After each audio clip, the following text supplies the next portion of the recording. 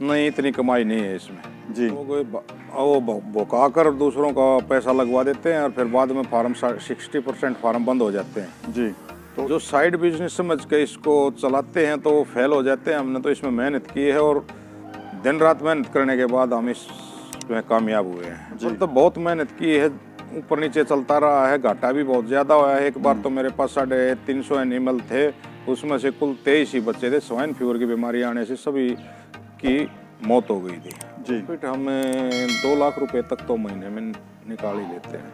हमने धीरे धीरे सीखा, इसमें बहुत समस्याएं आई, समस्या झेल कर यहाँ तक पहुँचे। ये झूठ है, गवर्नमेंट इस पर कोई लोन नहीं देती। गवर्नमेंट लोन देती है तो ज़मीन के कागज बराबर की प्रॉपर्टी का पैसे वो कागजात रखवा लेती है और फिर लोन देने की संभावना है। पिगरी पे कोई लोन नहीं है, उसकी प्रॉपर्टी पे लोन है, जमीन जायदाद पे लोन है। हाँ, पिगरी पे कोई लोन नहीं है। वो तो कोई भी ले सकता है सर, कभी भी। हाँ, वो तो कोई भी ले सकता है। हमने तो यही काम करना है और थोड़ा आगे इसको और भी बढ़ाएंगे।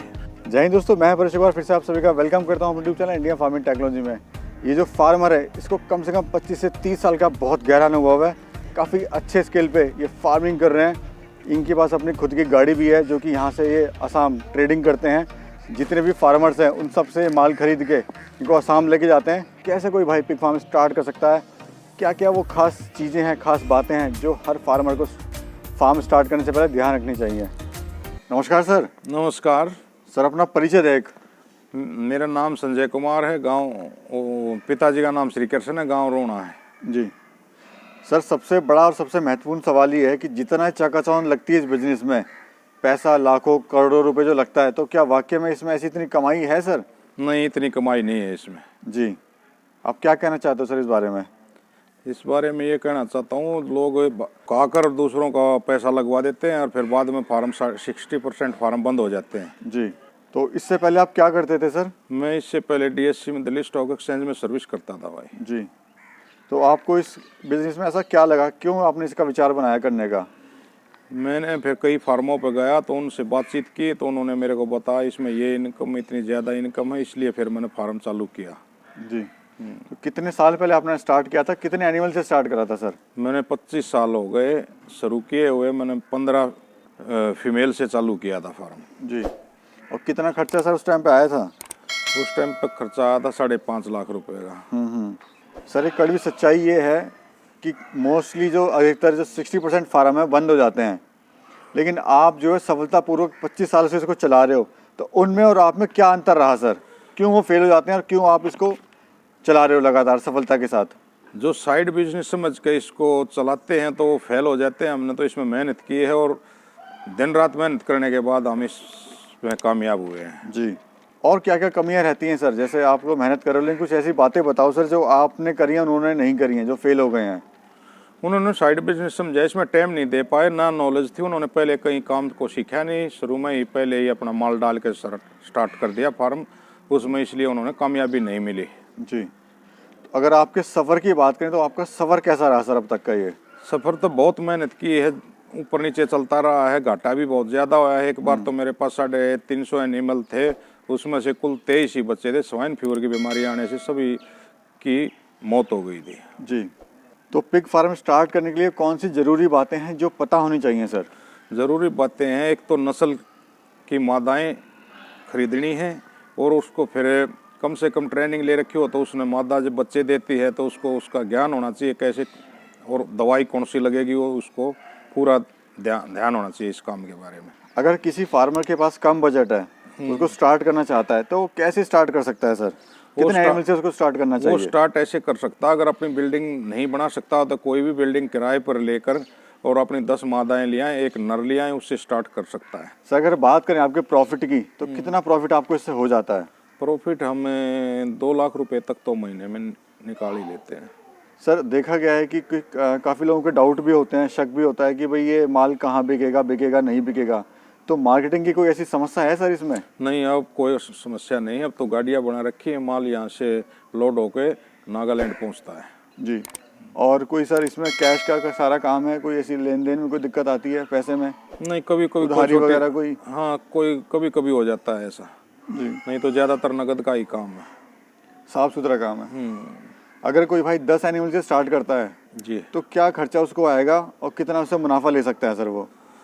उसका साल में 3 लाख रुपए तक का मुनाफा ले सकता है जी। और 5.5 लाख रुपए उसको शुरू में चाहिए। अगर सर बात करें, जैसे लोग कहते भी हैं अक्सर कि एक फीमेल से 1 लाख रुपए कमाओ, 2.5 लाख रुपए कमाओ, 3 लाख रुपए कमाओ। ये गलत बात है, नहीं कमा सकता इतने पैसे एक फीमेल से। थोड़ा सर बताएं उसके बारे में ज़रा, जो मिथ्या है। ये लोग झूठ बोलते हैं, एक फीमेल से इतना नहीं कमा सकते हम। फीमेल का खर्चा भी है और इसमें बच्चों का भी खर्चा है, तो लगभग एक फीमेल से इतना पैसा नहीं कमा सकता जितने लोग झूठ बोलते हैं। जी। आप इनको क्या क्या खिलाते हो सर?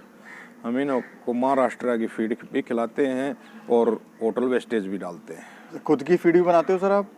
खुद की फीड पहले बनाते थे, अब बंद कर दिया। उसके लिए बजट और आदमी बनाने वाले ज़्यादा सिस्टम चाहिए, इसलिए। जी सर, लेकिन लोग कहते हैं होटल वेस्ट करने से जो है बीमारियां आती हैं। अब होटल वेस्ट मोस्टली लोग नहीं खिलाते हैं, बट आप खिला रहे हैं उसको, तो क्या आपको ऐसा लगा सर? नहीं, ऐसी कोई बीमारी नहीं है। अगर कई दिन का बचा हुआ खाना होटल वेस्टेज डालते हैं तो बीमारी आती है, लेकिन डेली का डेली जो होटल वेस्टेज लेकर हम इसमें डालें तो कोई बीमारी नहीं आती है। अगर कोई फार्मर अपने फार्म की कॉस्ट कटिंग करना चाहता है ताकि उसको लागत कम आए, मुनाफा ज़्यादा से ज़्यादा हो, तो कैसे कॉस्ट कटिंग कर सकता है सर? इसमें ये है, जो मादाएं होती हैं उनको तो फीड पर लेकर आओ और 2.5 महीने तक बच्चा होता है, इतने उसको फीड डालो, फिर गार्बेज पे ला सकते हैं। उसके लिए खर्च कम आएगा। ऐसे कॉस्ट कटिंग कर सकता है वो फार्म? हाँ जी। सर 0 से 100 kg होने में कितना समय लगता है? कोई कहता है कि 4 महीने, कोई कहता है 5.5 महीने, तो सच्चाई क्या है नहीं, सर? सच्चाई ये है, फीड पे तो 7 महीने लगेंगे और गार्बेज पर 9 से 9.5 महीने तक तैयार होता है 100 kg। जी सर, स्टार्टिंग में आपको क्या क्या इसमें समस्या आई थी, क्या क्या इसमें आपको चुनौतियाँ आई थी? 25 साल पहले मैंने किया था। समस्या बहुत ज़्यादा ही, ना तो कोई बताता था, ना इसमें डॉक्टर के जो सरकारी हैं उनको भी नॉलेज नहीं थी ज़्यादातर पिग के बारे में। हमने धीरे धीरे सीखा, इसमें बहुत समस्याएं आई, समस्या झेल कर यहाँ तक पहुँचे हैं। जी। तो आपके पास कौन सी ब्रीड है सर? और ब्रीड का लार्ज वाइट ब्रीड है हमारे पास। एक सही ब्रीड का फार्म पे होना कितना ज़रूरी है सर, और क्यों ज़रूरी है? वो बहुत ज़रूरी है। उसमें जो अच्छी नस्ल की मादाएं होंगी तो अच्छे बच्चे देंगे, वो जल्दी ग्रोथ लेंगे जी। और वो 100 kg तक तैयार होने में उनको कम टाइम लगेगा। अगर नस्ल अच्छी नहीं होगी तो 12 महीने तक भी तैयार नहीं हो पाएगा 100 kg। अगर बात करें इसकी प्राइस की, कीमत की, तो लोकल रेट क्या है और असम का क्या रेट है सर? लोकल यहाँ 140 के आसपास रेट है यहाँ, और आगे है 185 का रेट है। जी। दूसरा से बड़ा इम्पोर्टेंट क्वेश्चन है कि अगर कोई भाई फार्म स्टार्ट करना चाहता है, वो प्रेग्नेंट मादा दूसरे फार्म से ले कि खुद ही अपने फार्म पे आके उसको प्रेग्नेंट कराए? नहीं, उसमें तो अपने फार्म पे अगर प्रेग्नेंट करवाएगा तो लंबा समय चलेगा। अगर क्रॉस हुई मादाएं लेकर आएगा तो उसमें जल्दी काम स्टार्ट हो जाएगा। जी। दूसरा सर, इसमें एक बड़ा एक अफवाह भी है, मैं चाहता हूँ आप अपना एक्सपीरियंस वो शेयर करो सर। लोग कहते हैं इसमें सरकार से मदद मिलती है, लोन मिलता है सर, सर्टिफिकेट ले लो, ट्रेनिंग कर लो, सर्टिफिकेट ले लो, लोन ले लो। क्या सच्चाई क्या है सर? ये झूठ है। गवर्नमेंट इस पे कोई लोन नहीं देती। गवर्नमेंट लोन देती है तो जमीन के कागज बराबर की प्रॉपर्टी का पैसे वो कागजात रखवा लेती है और फिर लोन देने की संभावना है। पिगरी पे कोई लोन नहीं है, उसकी प्रॉपर्टी पे लोन है, जमीन जायदाद पे लोन है। हाँ, पिगरी पे कोई लोन नहीं है। वो तो कोई भी ले सकता है सर, कभी भी। हाँ, वो तो कोई भी ले सकता है। जी। आपका सर फ्यूचर प्लान क्या है अब इसमें? हमने तो यही काम करना है और थोड़ा आगे इसको और भी बढ़ाएंगे। जी। आप युवा भाइयों को क्या संदेश देना चाहते हो सर? युवा भाइयों को मैं संदेश देना चाहता हूँ, अगर किसी ने काम थोड़ा बहुत सीखना है, काम करना है, तो किसी फार्मर से सीख के काम ही करें। वैसे फोनों की अफवाह से काम ये न करें। ये सबसे मेहनती काम है और सबसे ज़्यादा संघर्ष इसमें आता है। जी। धन्यवाद सर, आपने बड़ी महत्वपूर्ण जानकारी दी। धन्यवाद सर। थैंक यू भाई।